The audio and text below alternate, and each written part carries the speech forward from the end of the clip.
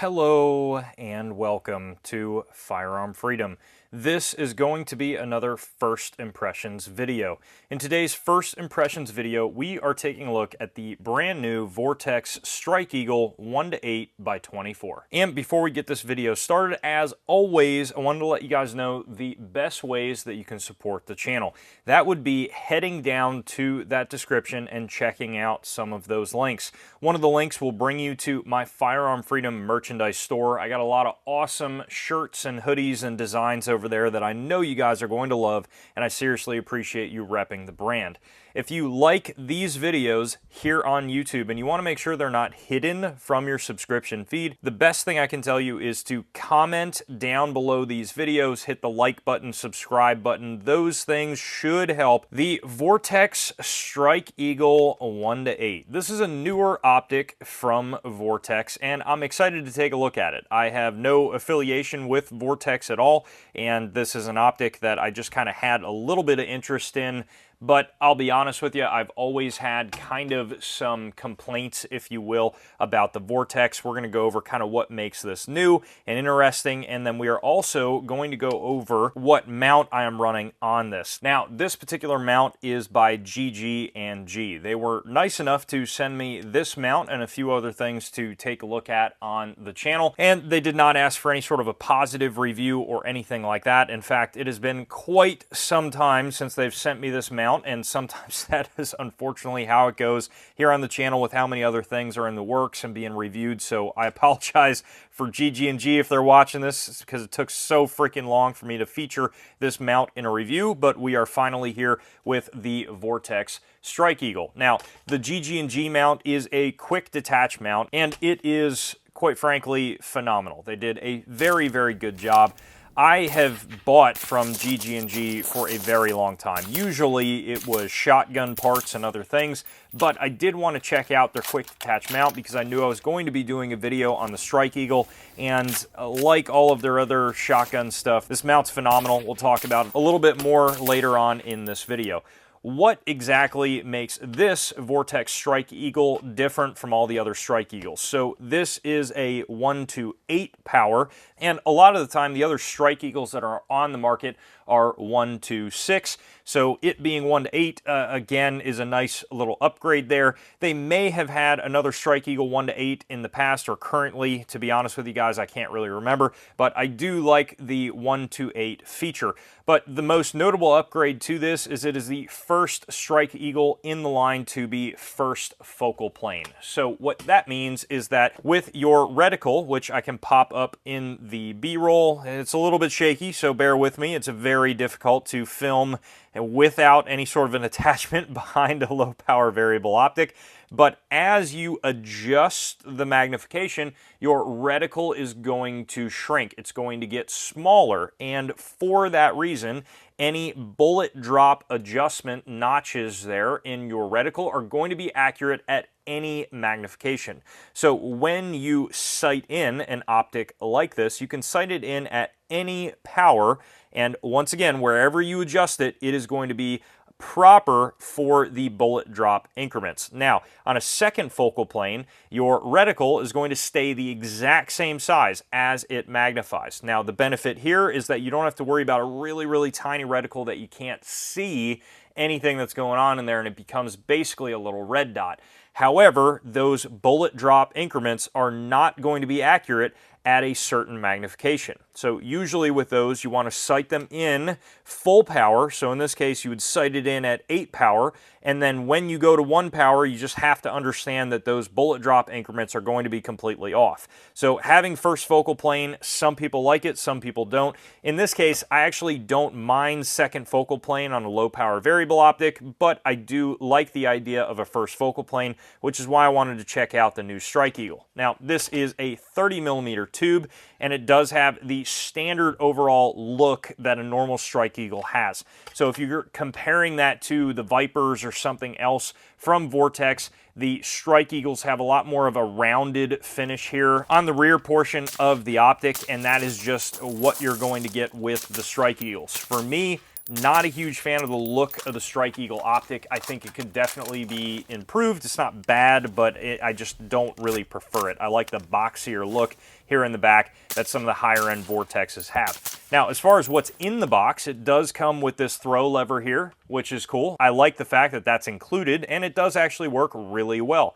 It's not super tight on the adjustment, which is nice, but it's also not too loose to where you're just flopping around all over the place if you bang the scope around on your kit or whatever. It is a perfect amount of tension, so I really liked that and using it at the range.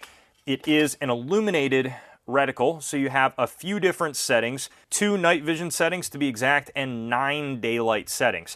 I found that on a sunny day, which is primarily where we were testing this optic for the first impressions video, I needed to be on 9 to properly see the optic illuminated as it should be. So I would definitely say that the brightness settings are on the lower side of things. It's not anything that's going to be way too bright, and you're probably going to need to crank it up to full power on a sunny day, but I didn't feel like it was a huge issue. Now, most of the time for a low power variable optic, I am keeping the illuminated reticle off. I just prefer the etched reticle, but it really depends on the situation that you are in. Now, as far as the reticle in the new Vortex Strike Eagle 1-8, it is the EBR-8. So you guys can see here on the box, it is going to have a similar Strike Eagle reticle. You're going to have your drop increments down here and also windage dots to the left and right. And those drop increments are going to get you out to 600 yards. So you got about 100 yard zero there, a 200 yard, 400 yard, 500 and 600 yard drop increment, which is nice to have. And then you also have some range estimation up at the top. I'll be honest with you guys, here's where my criticism of the Strike Eagle comes into play.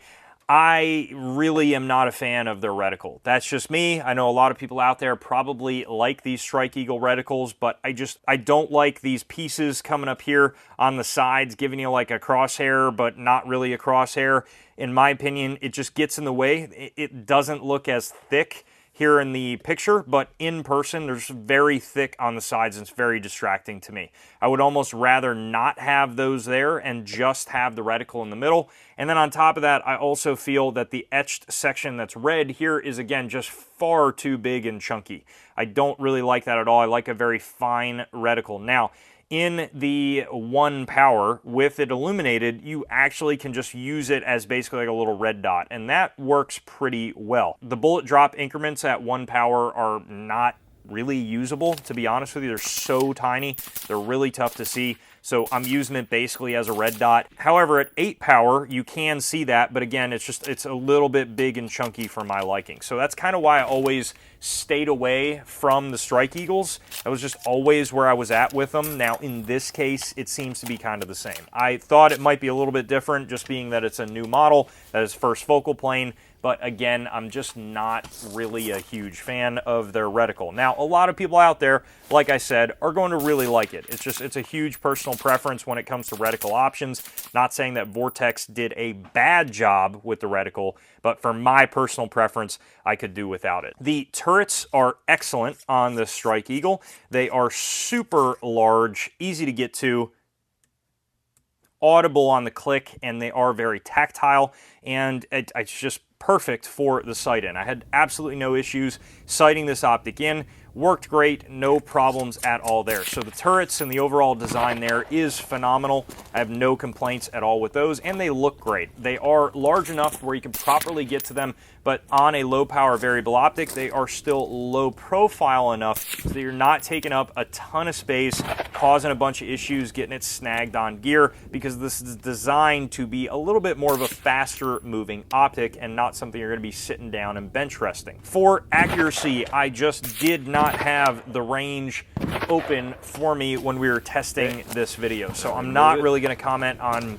accuracy, so to speak, with the optic. And really, that's not as much the optic, but more on the gun. But I did shoot this at just standard short 50 yards, and I had no problems at all. My groups were super tight. So in the one accuracy testing part of the video, I took the optic off, kind of messed around with it a little bit, slapped it back on in the position that it should be in. It was the same position I sighted it in at, And of course, I did not experience any point of impact shift whatsoever. It stayed exactly on target, which is exactly what you would see and expect for a very high quality mount. And that is exactly what I think this GG&G mount is. It's super easy to adjust, and I really love the throw lever. It's easy to get my finger onto, no problems at all there, very intuitive. It's not one that I see a lot of folks talking about that frequently, but I think for the money, it's a super high quality mount. They're always running sales on these things, which is cool to see, but time will tell with testing on this GG&G mount. We will see with more durability testing, running it on other guns, if it holds up. Overall opinions on the Strike Eagle 1-8 is that it's not bad. For the money, there might be some other options that I would go with. I'm kind of up in the air about it. It's nothing that personally I would buy again. It's just one of those things that because of my complaints with the look and the reticle, it's just not for me. But many other people out there may look at that reticle and be like, man, that's exactly what I'm looking for, and like this optic. As far as the durability of it, I have no questions that it will be incredibly durable, and of course, Vortex's warranty and customer service is phenomenal. So on that side of things, no complaints whatsoever. As far as how the glass looked and appeared, it was very clear, but I do feel it's just a little bit of a tight sight picture overall. But I am a little bit spoiled because I was messing with my SIG Tango 1-6 for a very long time. I actually don't have that optic anymore. But when I was shooting with that optic, it's just such a wide field of view, and it was just so nice to see downrange. This one just feels a lot tighter to me. So I don't know if that's just my mind seeing things, but the field of view seems tighter on this, which is another reason I just wasn't a huge fan of it. So overall, I'm kind of about it, but hopefully you guys found this video a little bit helpful. If you have any other questions about the Strike Eagle 1-8 or anything else on the channel, please throw them down below in the comments section, and I absolutely will get back to you. While you're down there, head up to the description, check out those links to support the channel, and as always, stay tuned for more great videos coming soon.